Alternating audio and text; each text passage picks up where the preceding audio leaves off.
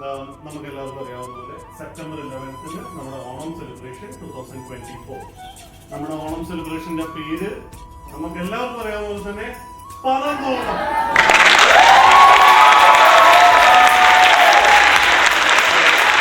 പറന്നോണം സെലിബ്രേഷന്റെ ഒരു official invitation poster നമ്മൾ decide ചെയ്തിട്ടുണ്ട്. We would like to present it in front of all of you. You can look at the poster.